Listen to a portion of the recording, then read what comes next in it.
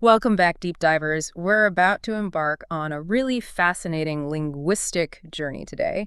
We're going to be looking at English's just remarkable ability to absorb words from other languages. It's quite a collection, isn't it? You can almost call English a bit of a word magpie. That's a perfect way to put it. It really does grab shiny new words from everywhere.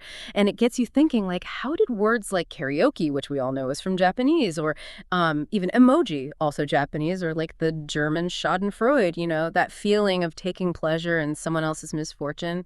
How did these words become so, I don't know, so at home in English? Right. They just roll right off the tongue as if they've always been there. Exactly. And it's not just those, right? We've got words like pajamas, originally from Hindi, or algebra from Arabic, heck, even zombie, which has roots in West African languages. Hmm. How did all these words find their way into English? And, while we're at it, why do we sometimes get the pronunciation so, shall we say, creatively adapted? Well, that's the beauty of language, isn't it? It's constantly evolving, interacting with different cultures. And English, with its global history, has been particularly adept at, let's say, borrowing from other languages. Borrowing, yeah, that's a very polite way to put it. So in this deep dive, we're going to be like linguistic detectives. We'll be looking at not just the mechanics of how these words get absorbed, but also the why. Why did English become such a word hoarder? We'll uncover some of the historical, cultural, even political reasons for this linguistic exchange, because it wasn't always a straightforward or equal exchange, as we'll see. Right. It's a fascinating story, really. So we're going to break down the three main ways this happens, from simple adoption to complete transformation of meaning. And we'll even give you some tips on how to use these loan words in your own speech so you sound more, worldly and less like a walking dictionary. That's key, right? Avoiding that trying too hard vibe. Exactly. And of course, we can't forget the pronunciation puzzles. We'll tackle some of the tricky ones like, oh, I don't know, croissant.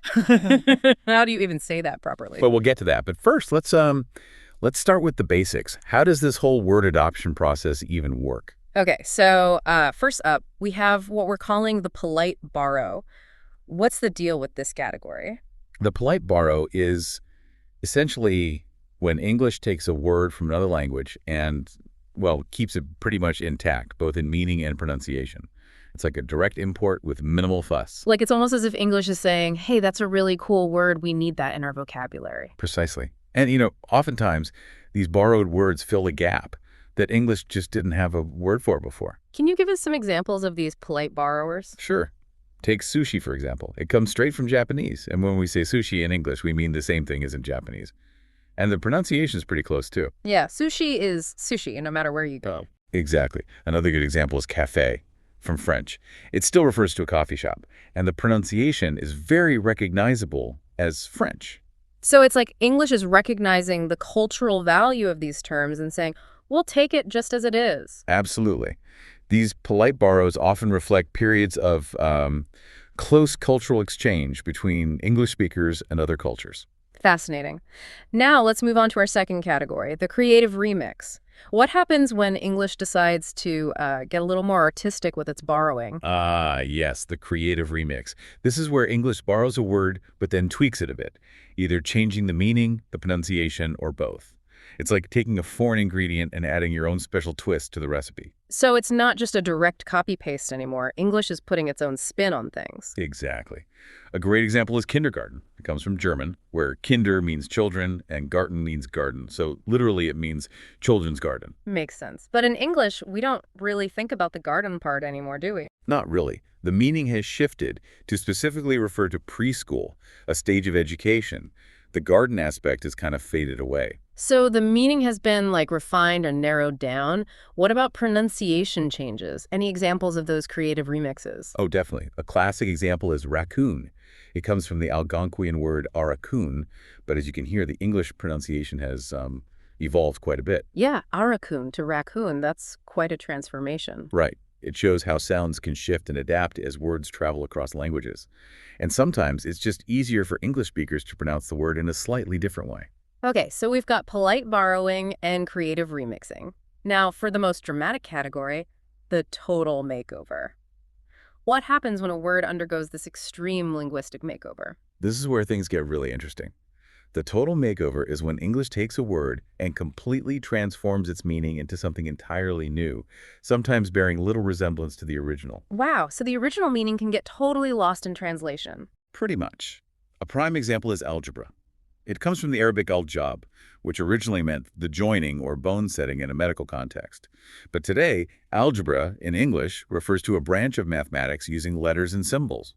No bones involved. From broken bones to broken equations, that's a wild ride for a word. Right. Another fascinating example is tycoon. It comes from the Japanese tycoon, which meant great lord, and was a title for the shogun. But in English, a tycoon is a powerful business leader. No feudal Japan in sight. So English can take words and completely reimagine them to fit its own cultural and historical context. That's the power of language, isn't it? It's constantly adapting to new ideas and social structures. Okay, so we've covered the three main ways English absorbs words: polite borrowing, creative remixing, and total makeovers. Now let's get down to brass tacks. Let's talk about some specific loan words that we use all the time and, how to actually say them without embarrassing ourselves. Yes, pronunciation is key.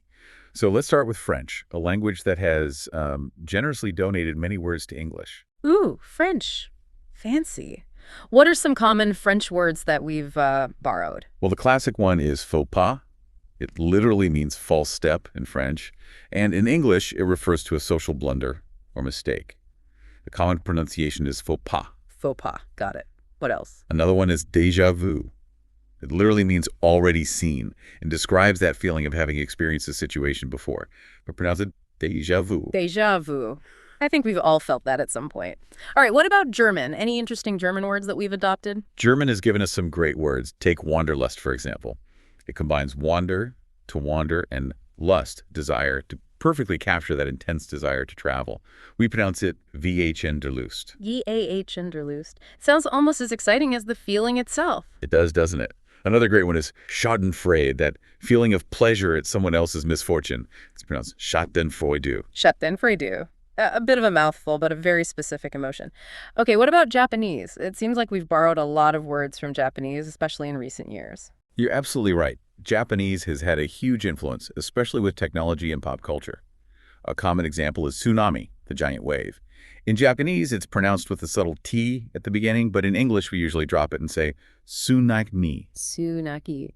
Good to know. And of course, we can't forget emoji. Those little picture characters are everywhere these days. What's the correct way to say it? It's A-M-O-H-G, not E-O-G, as some people say. E-O-H-G. I'll try to remember that. And here's a pro tip for everyone. When in doubt about pronunciation, just listen to how native English speakers say it. Even within English, there can be variations, like, is it Basil or Basil? Right. Language is constantly evolving, and pronunciations can change over time and across regions. So paying attention to how people actually speak is always a good idea. Okay, so we've talked about the different ways English borrows words and how to pronounce them. But, there's also the question of when it's appropriate to use these loan words. We don't want to sound pretentious or confusing, right? Exactly. While loan words can add richness and nuance to our language, using them inappropriately can backfire. One thing to avoid is using overly obscure foreign terms when perfectly good English alternatives exist. It can come across as, well, a bit snobby. Okay, can you give us some examples of those potentially pretentious loan words? Sure, take doppelganger, for instance. It's the German word for a look-alike, but just saying look-alike or twin is usually simpler and clearer. And the Greek phrase hoi polloi, meaning the masses, can sound a bit condescending in everyday conversation. Yeah, I think I'll stick to the masses for now. What else should we watch out for? Another potential pitfall is using loan words that you're not confident in pronouncing correctly. Mispronouncing a foreign word can be awkward, and sometimes it can even change the meaning. Some words are notorious for being mispronounced. Like which ones? Well, niche, for example, it comes from French, and the French pronunciation is niche. But many English speakers say niche, so which one is correct? Can be a bit of a minefield. And then there are those cases where a simple English phrase just works better, right? Absolutely. Sometimes keeping it simple is the most effective way to communicate.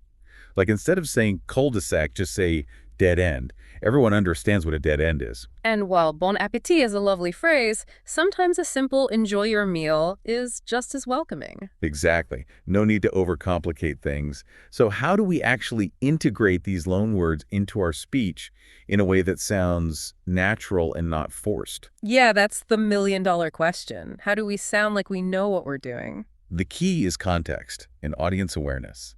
Think about who you're talking to. Are they likely to understand the loanword you're using? If you're discussing pastries with fellow foodies, croissant is fine. But if you're talking to children, crescent roll might be better. That makes a lot of sense. Tailor your language to your audience. Right. Another tip is to go with the commonly accepted English pronunciation, even if you know the original pronunciation from the source language. It'll sound more natural in an English conversation. Like, we say Paris is pear, not the French Paris. Hair. It is. What about frequency of use? Should we be sprinkling loanwords into every sentence? Not necessarily. Think of loanwords like spices in cooking. A little bit can add flavor and interest, but too much can be overwhelming. A touch of je ne sais quoi can be charming, but overdoing it can make your speech sound unnatural. So loanwords are like a seasoning, not the main course. Exactly. And finally, if you're ever unsure about a word's meaning, origin, or pronunciation, don't be afraid to ask. Most people are happy to share insights about their language and culture. It's a great way to learn. Great advice. So what's the main takeaway from all this? What should our listeners remember about English's love affair with foreign words? The takeaway is that English is a wonderfully adaptable and inclusive language, constantly enriched by its interactions with other cultures. It's a true melting pot of words. So embrace the richness that loanwords bring to our language. Use them to add color and nuance to your vocabulary. But remember, use them thoughtfully and avoid forcing them where they don't belong. Unless you want to describe every party as a smorgasbord. That is. And if a clear and simple English alternative works just as well, sometimes it's best to stick with what's familiar. And the next time you encounter a loanword, you can appreciate its journey and understand how it became part of the ever-evolving tapestry of English. Like when you hear namaste, you can now recognize its Sanskrit roots and how it's been adopted into English, carrying its cultural significance. Exactly. It's a reminder that language is a living thing shaped by countless cultures and histories. Well, that was a fascinating deep dive into the world of loanwords. Join us next time when we'll be exploring another quirky aspect of English. Those times when English seems to break its own grammar rules. We'll be looking at things like ain't, gonna, and y'all, and why they might actually be perfectly acceptable sometimes. Until then, happy word exploring. See you next time. Bye!